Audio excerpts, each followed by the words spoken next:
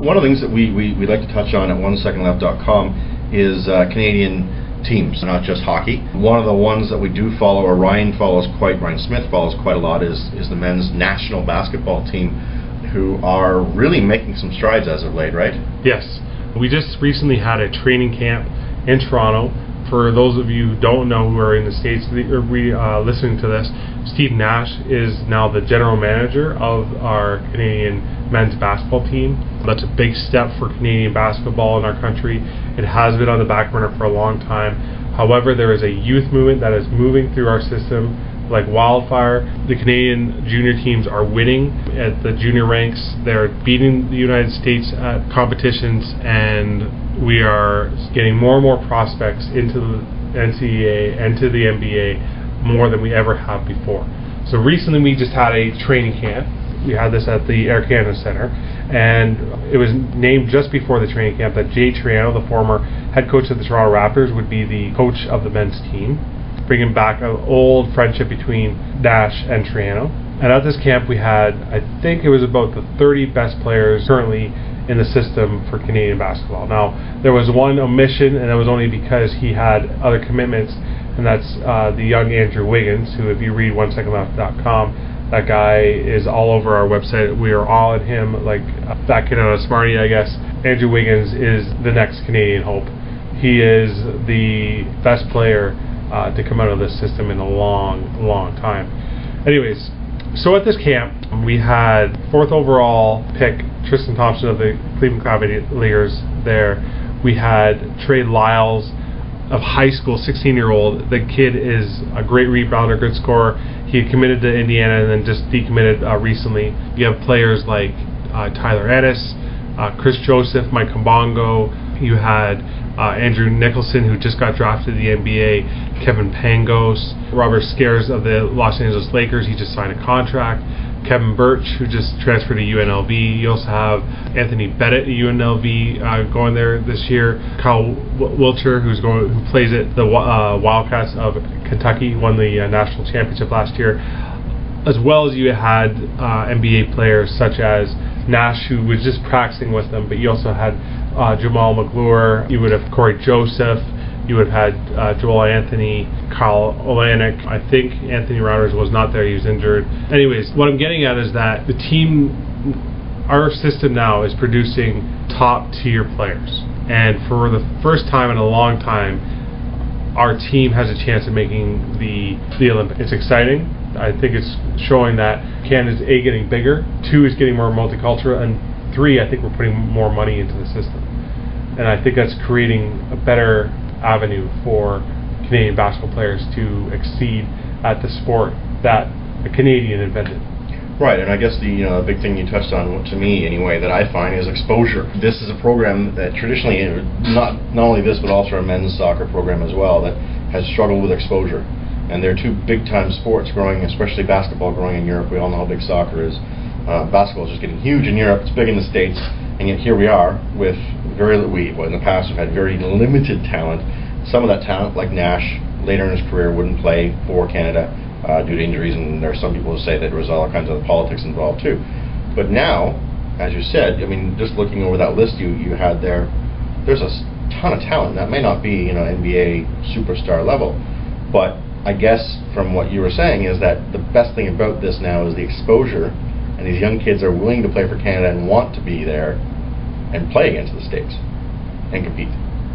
They want that opportunity to go and get the gold medal like the U.S. men's dream team did this summer. They saw that and said, hey, in a couple of years we're going to be those guys. We're going to be the star players of the league, or we're going to be starters in the National Basketball Association. Why can't we go and get a medal just like they did? I think it was a big coup to get Nash not only to be part of the team, but a GM. I mean, that's huge. I mean, and in that training camp, his face was all over the highlights and whatnot. They're all over the TV of Team Canada, and I think that was great. I mean, that's a fantastic move. Well, if you think about it, if Steve Nash is calling you and you're a Canadian men's basketball player and you're good, you're taking that phone call and you're saying, yeah, I'll play. Of course you would. You're going to learn a lot. Absolutely. I mean, he's the Wayne Gretzky of and it's not like you're Andrew Wiggins. You're saying, okay, I could be the next Kevin Durant, LeBron James, and say, but who am I going to play with? No, you got guys who are legitimate NBA starting players, or you have young kids who are just like you coming up, who are just as good, just maybe a little bit less than you or something, who are just on the verge of getting somewhere, just like you are. That's got to be exciting for a young kid. Well, and the other thing you were mentioning, this is a bit of a tie into the NBA as well with this, is that we're at what year now? 15 year for the Raptors. Mm-hmm. And you look at some of these kids who would have been, some of them were only a couple years old. Well, Wiggins is 16 now. Yeah. So, I mean, the guys have grown up with the Raptors, grown up with the NBA in the city. And I think you're starting to see that now. See that culture come up. Because before, I mean, it's been a long shot seeing most any Canadian players really in the NBA, other than guys like Leo Rautins and Todd McCullough, that kind of player. But yeah, now you're starting to see an actual big influx of kids around Toronto who are making it. Like Tristan Thompson's from Brampton. Mm-hmm. Concord has Wiggins. You got Pangos from. Well, his dad was the university women's coach for a long time. You got the Joseph brothers who are coming out of Pickering. I mean, you're starting to get guys who are good players and they're coming from the Toronto area, and that's solely based, I think, upon the fact that the Raptors came in at a certain time. So how do you contribute this, other than the fact the Raptors get exposure here? I mean, you and I have talked about how frustrating it is to watch TNT Thursday nights and the ESPN coverage, and you never see the Raptors. I mean, Vince Carter said that for years, that they didn't matter what they did, they were never going to be featured on ESPN or anything. And yet they're on TV here, every home game's on, every away game's on here, their games are on the radio, that sort of thing. Now, the Toronto FC are very big on their youth groups, the youth soccer programs. I don't know enough to know if the Raptors are running these programs. The Raptors aren't running their programs. The Basketball Canada is running the programs, the OBAs, and the Canadian Basketball. They also have CIA Bounce, which is a traveling team that the Canadian run. They do certain tournaments during the summer. They bring the Canadian kids together. They play in international tournaments. It happened a lot during the summer. I highlighted it a lot on onesecondleft.com. I also was tweeting a lot about it and watching a lot of the games. Canada Basketball does a great job at that. They're starting to get some funding because people are realizing that the talent is there. But the Toronto Raptors are a big sponsor of that team.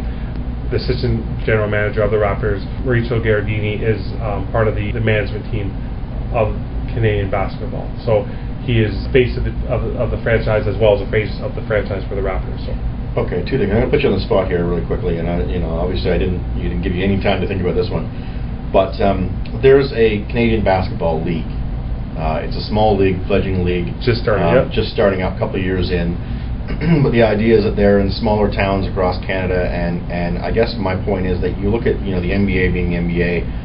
I guess I want to liken this league to a fledgling sort of CFL, to what the CFL is to the NFL. Okay. I don't know how much you. It's not. Well, no, it's not anywhere near. The CFL's been around for 100 years. But I guess the idea is that do you foresee a fledgling league like this taking hold in Canada yet, or is this kind of like the XFL, where it's there, it does some good things, and then disappears? Or I think that's what it is. I think it's a little bit of an XFL type league until they can get American exposure. I think as soon as you get American exposure, you get better talent come into your league, and therefore you have talent that makes your Canadian players better. If Canadian players are just playing against Canadian players, you're not getting as good. That's why you see Andrew Wiggins, Anthony Bennett, or Antonio Bennett, Tyler Ennis, Pangos, Kabongo, all those guys go down and play in America.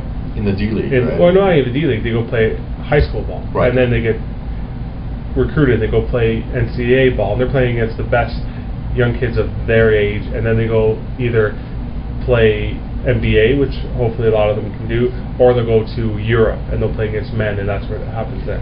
So is there any talk of the NBA developing the D-League further than what it is? No, I think that's what it is. It is what it is. It's not going to be a fledgling league, kind of like the AHL. it's a developmental league, but really it's a developmental league for your bench players. Okay. Really. We talked a lot, and it always comes up in the NHL, is the expansion. We talked about expansion and relocation. Now, there are definitely some dead franchises in the NBA. Now, this is getting off topic a little bit from the Team Canada, but I'll tie it right back in. With the exposure the Raptors have had, the help with these Canadian players, the Grizzlies, they were managed poorly. It wasn't that they were a poor team and a bad franchise, they were just managed badly. Do you foresee Vancouver coming back into the league, or is there other hot spots in Canada that can help get these young kids more exposure by playing for Canadian teams in the NBA? I think Vancouver and Montreal would be great opportunities for expansion. I think the problem is, and you can see that with Toronto, Toronto doesn't get the exposure that they deserve, and they've been in the league for 15 years. I don't know what would change to get Vancouver and Montreal teams. Right. So I think until Toronto becomes a legitimate team of contention, which could absolutely happen sooner rather than later, if that happens, then I see more Canadian teams becoming more an avenue for NBA to look to expand to. But until that happens, I think the NBA is very solid in where they're at now. To expand to teams, to markets that maybe aren't traditional NBA markets, that's where your difficulty is. So you're looking at much like baseball with the Blue Jays. If you're a young Canadian baseball player, chances are you may have your favorite teams outside of the Blue Jays, but you probably want to play for the Jays, much like at this point. If you're a young kid growing up in Canada playing basketball, You want to play for the Raptors. You want to play for the Raptors, or at least, that's your hometown And in team. saying that, if you look at the roster, or you look at the Basketball Canada roster, and the guys that are on that roster, you're damn well happy to hear that those guys will eventually want to play for those Toronto Raptors, because if that's the case, we got a good future ahead of us in Toronto.